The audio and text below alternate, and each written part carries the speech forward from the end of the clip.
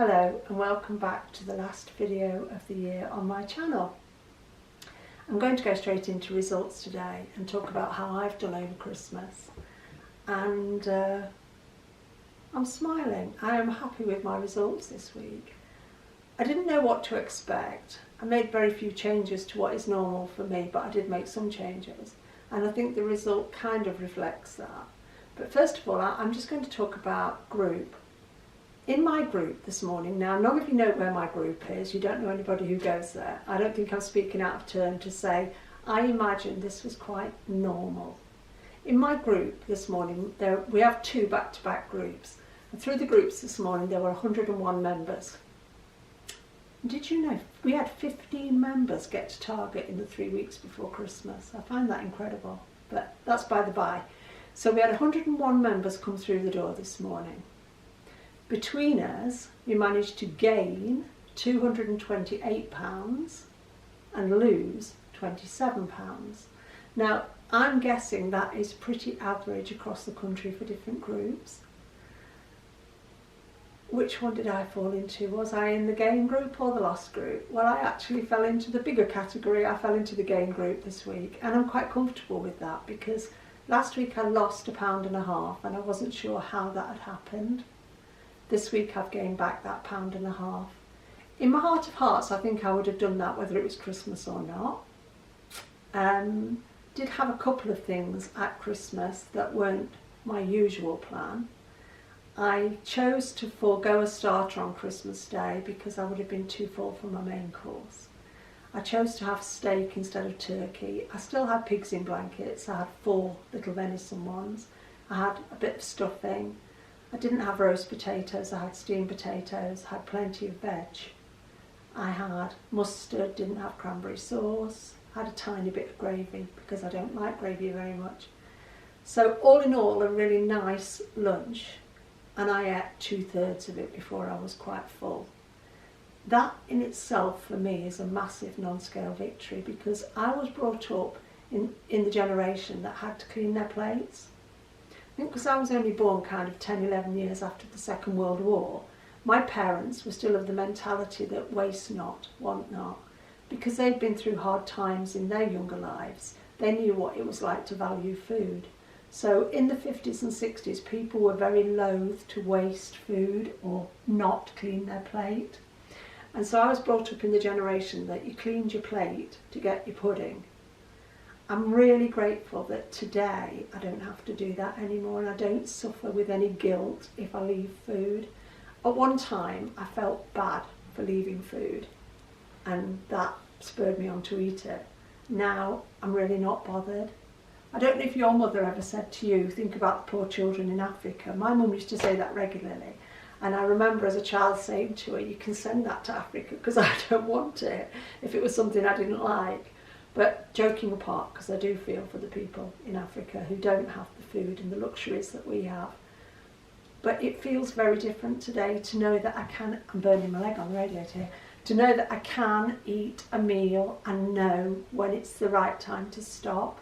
In Slimming World it tells us about eating until you're satisfied and then stopping.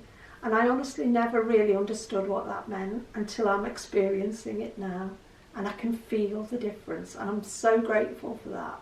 That was one of the topics that came up in group this morning. We were talking about the fact that the longer you follow this plan, the more you lean towards eating a smaller portion and knowing when to stop. It comes naturally with the plan. So over Christmas, that was really my lunch on Christmas Day, and I had some steamed treacle sponge and custard for my dessert. That was my only real deviation from plan. And yeah, I'm really comfortable with that because this way of eating now is my normal, and I can't push it the way I used to be able to push it because literally I don't have the belly size to take it. I'm so much smaller now than I used to be, and I think naturally my stomach has shrunk, and I just cannot push that amount of food into it without feeling so uncomfortable or actually making myself feel ill. And that's another thing I'm grateful for today because it stops me doing it.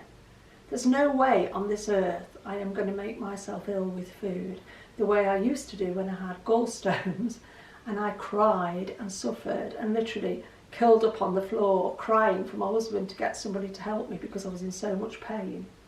I'm not going back to that. I'm not going back to living on medicines and Rennies and things for indigestion and heartburn and stuff. If I can avoid all of that by eating on this plan, then that's the way I need to do it today. And that's the way it's working for me. Now, having said all that, I'll do my mileage while I think about it. We walked 49.9 miles this week. And in fact, on Boxing Day, I seemed to have so much energy because of, I think, the extra that I'd eaten on Christmas Day. And this happened to me last year, I remember. I had that much energy that when we went for a walk on Boxing Day, we actually did 16.82 miles. And when we got back and we looked at our Fitbits and we were like 0.1 of a mile separate. I'd got a lot more steps than Joe because I'm smaller and I take smaller steps. But we were actually within 0.1 of a mile, so we knew it was accurate. And we were both quite astounded how far we had walked and how much energy we actually had. So it's teaching me now that whatever I want to do physically in my life and whatever I choose to do going forward from here by way of exercise or anything, I need to fuel that exercise properly.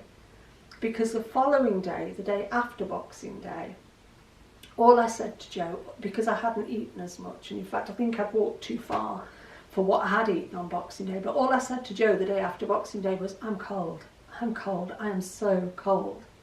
And we went walking that night, and I actually had on a thermal top, and on top of that I had a fleece regatta zip-up high neck top, and on top of that I had my walking jacket. And we actually came home halfway through the walk so that I could put Joe's spare walking jacket on top of my walking jacket. I had a beanie hat on, the hood up on my jacket, the hood up on Joe's jacket over the top, so you can visualise this, can't you? And I was still cold. And I finished the whole walk that night saying to Joe, there's something wrong with me, I am so cold. And we came to the conclusion afterwards it was purely because to do the level of exercise I did on the day after Boxing Day, I hadn't eaten enough. So I have said on occasions, and I do hear other people say, when you lose all your weight and you don't have that like coat of blubber on anymore, you feel the cold. I think there's a lot of truth in that. But I also think for me this week, I found out that if I don't eat enough for the amount of exercise I'm doing, my body's going to suffer. And I was freezing that night. Absolutely freezing. But I've eaten better since and eaten a little bit extra since and feel okay, feel good today. Definitely warm with my bum on this radiator. Right, I want to just mention what I'm wearing because this is another non-scale victory. All the way through making my videos I've been talking about chasing that elusive pair of jeans. Well, this week I caught them. We went into Whistles and I just said to Joe, let's look at jeans. And we spoke to the young lady in there and she looked at me and she said, oh yeah, I think you need a like 28 waist, whatever, in a certain jean. You're not very tall, these are regular length. And she went and got me this pair of jeans, along with some others, which were all about 8 inches too long. And that ticks me off because I can pay quite a lot of money for a pair of jeans and I have to pay quite a lot more to have them shortened properly. And I resent that. Just because I'm 5'2", it doesn't seem fair. Anyway, tried these jeans on, I'm wearing them now, in Whistles. And I've never, in all the time I've been losing weight, found a pair of jeans that fit better. I mean, they're high-waisted, which seems to suit me now. They're nice and neat fitting. They've got good, deep pockets, which I like. Could have probably done with an inch less on the waist, but I needed it for the bum and everything. And they are skinny fit, but they mean it. Because sometimes when you find skinny fit, they can be very skinny on the calves and still really baggy here in the thighs, and I don't need it there. So I've actually found that elusive pair of jeans. And Joe gets really frustrated with me because my best friend Nikki always says, excuse me, if you find a pair of jeans that fit you properly and if you find a pair of boots that fit you properly, buy 3 pairs, because the next time you go looking for them, they won't exist anymore. So we managed to get 3 pairs of the jeans, 2 pairs in this lighter colour and a pair in indigo. So I'm well set up now and I'm really happy. And I feel like, yeah, these are my jeans, instead of feeling like I was wearing somebody else's with a baggy bum. Anyway, and this is for Bronwyn. Bronwyn, if you're watching, this top from Whistles is the same fit as the black one you got, and it's a bit cheaper, but I like it. And Joe says these birds are called cranes, are they? I think so. Like oriental birds, Yeah. cranes. Another one of those really comfortable tops to wear. So you can see what I've been spending my Christmas money on this week, clothes. But it has led me to sorting out my jean collection, so I now have plenty of jeans that need to go, and we'll find good homes. And that's one of the good things about this journey, you know, that we always know somebody on the journey who is one size ahead of us or one size behind us. And I know while I've been losing weight, I've had friends who've passed things to me that have been too small for them. And it's kind of one of the ways we can support each other on this journey and not waste things. So that's been really handy this week. Yeah, we've had a good week, haven't we, Joe? Yeah. We've had a good Christmas and we've had a good week and we've been really blessed at Christmas. But I have learned a couple of valuable lessons this week, and you know what I'm here to talk about is actually like my journey on Slimming World. I'm not here to tell anybody else how to do it. This is kind of an audio journal for me where I can't keep a written journal. But two of the most valuable lessons I've learned about myself this week are the compulsion to overeat, or the ability to compulsively eat, is never going to go away, and I've had to take a bit of a reality check on that. If I choose to do it, it's still there. On Christmas Eve, one of Joe's friends and work colleagues made some biscuits, and they were absolutely gorgeous. And bless her, she'd even written on them the sin count so that she knew I would be able to have one or two or whatever I chose to have. Well, I polished off nearly the whole lot because they Nearly were, the whole lot. Was it the whole lot? They were addressed to me. Yeah, but we didn't know if they were gluten-free or whether you could eat them, did we? Did we? Well, he gave me the bag to have, come on, I'll be honest, he gave me the bag to have one. And I ate what was in the bag. Sorry, Chloe, if you're watching. Well, actually, I'm not sorry because they were lovely. And I was even of a mind to say to Chloe, the next time we have a taster at group, I'll pay you to make me some of those biscuits. Because they were actually 1.5 cents each, and they were called spiced biscuits, and they were the nicest biscuits I've had in a long time. Really crisp and really delicious. But it just really goes to prove that once you are of a compulsive personality or a compulsive nature, it's only a hair's breadth away. Because I did it without even thinking. I was enjoying the biscuits so much. This happens. Hand to mouth, hand to mouth. And they were worth it. I'd eat them again if I had another bag. But it just showed me, after I'd eaten them and really enjoyed them, how easy it is to kind of mindlessly do that because you're enjoying what you're putting into your mouth. You know, I could equally have done the same thing with a box of chocolates, but I didn't have any chocolates this Christmas, chose not to. It's made me stop and think about how, although I'm 13 stone 3 pounds away, because I'm back to 8 stone 11, I'm 13 stone 3 pounds away from where I started. I'm only a hair's breadth away in behaviour.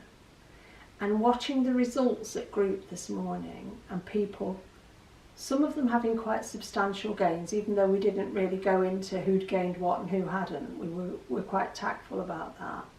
People were talking to me about what they'd gained. That could have been me. Because I could have chosen to continue that through Christmas Eve, through Christmas Day, through Boxing Day, and right up until today. And I'll tell you genuinely, it frightens me to think how easy it would be to put back on a half stone, a stone, 2 stone. I'm not that far away from where I started, even though I've lost 13 stone 3 pounds. And that's been a real reality check for me this week. It's actually spurred me on to be more positive about the way I work this plan. But it's made me more mindful about how easy it would be to go back to where I used to be. And for those people in group this morning who, I was talking to one particular lady this morning in group who was saying, you know, she'd had a really good Christmas, she'd been away, she stayed with family, and she had grazed her way through Christmas, and she'd had a weight gain. And she said, I'll be honest with you, Jane, I don't know how to draw a line under this. So I spoke to her about Debbie on Slimming World and told her to watch Debbie's videos and said it's all about consistency and choice. And my group leader overheard me, and we ended up, the whole group got told about Debbie on Slimming World. So you might pick up a few new subscribers, Debs, because people were so impressed by your track record. A genuine weight loss on this plan because of consistency and choice. And it's made me think, you know, in a lot of ways, I think there, but for the grace of God go I. And then I think, no, it's not about that, Jane, it's about choice. He gives you choice, and it's you choose which way you go. So, yeah, my compulsive behaviour is still there after all this time. But a 1.5 pound gain, when I lost 1.5 pound I didn't deserve to lose last week, has just brought me back to where I was a fortnight ago, and it's a nice clean start for the new year. The other thing I've learned about myself this week is following last week's video, when I knew I was being greedy with the milk, I did 5 days milk free. Was it easy? It wasn't difficult not to have the milk, but what it did bring up in me was a craving for sweet foods, where I don't usually crave sweet foods. I found myself eating more fruit, which was really strange, because it's like, hang on a minute, why are you doing this? I found myself wanting to eat sweet things between meals, and I don't snack. So that was something else I had to battle with. And by Thursday, I said to Joe, I'm going to buy some milk, because this is bringing up too much stuff in me. And why am I trying to fix something that wasn't really broken? I wasn't gaining weight on the amount of milk I was drinking. I was holding my own weight at around 8 stone 11. I'd lost a bit of weight drinking all that milk. But I thought what I needed to do, I needed to go back to having the milk that I enjoy, but I need to go back to doing it in moderation and sticking to maybe 1.5 hex choices of it. I know today I can get away. No, I don't like that expression. I know today that I can comfortably have 4 healthy extras.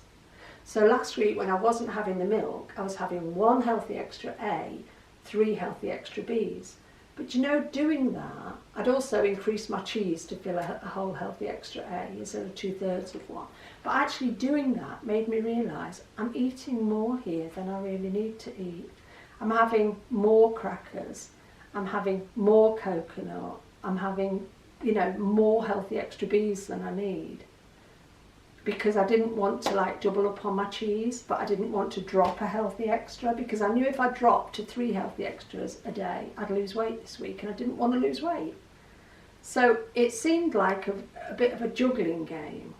But now I'm back on the milk, because I've actually gone through that, why am I doing this, examine why I'm doing this, and thought actually you weren't doing anything wrong, but you were blurring the boundaries a bit.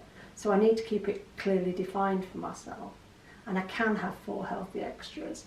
And if I continue to lose weight on 4 healthy extras, I will increase that by increasing the milk. But I feel more like I'm managing it now, whereas I was in a bit of a panic state with it, because I was thinking, pushing it to 2.5 healthy extra A's of milk, how long will it be before I'm having 3, and where do I stop? And I think in my mind I've got this fear.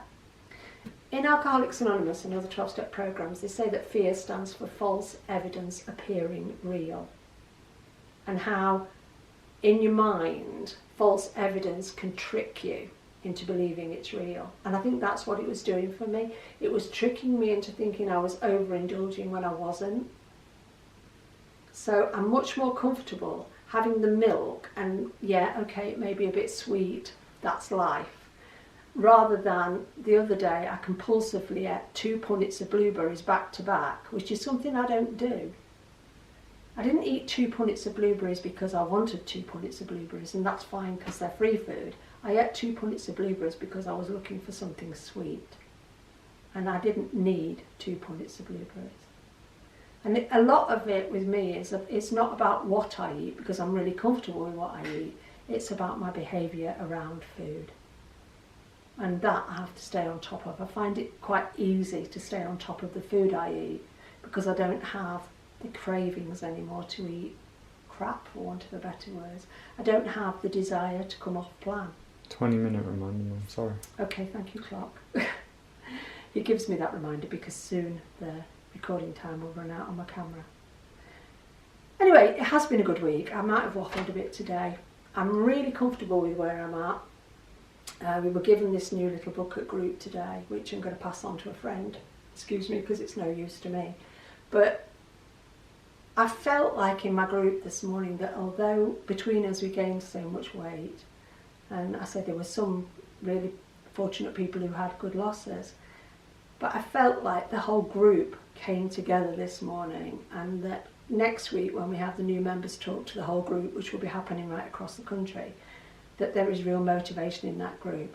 And I'm really curious to see between us how much weight we lose next Saturday, because if we manage to put 228 pounds on this week, I would reckon that over 100 pounds of that will come off next week.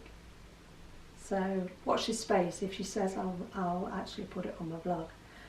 Thank you for watching. I hope you've all had a good Christmas. I hope you're all okay with your results, and I hope you're all really motivated and fired up to move onwards.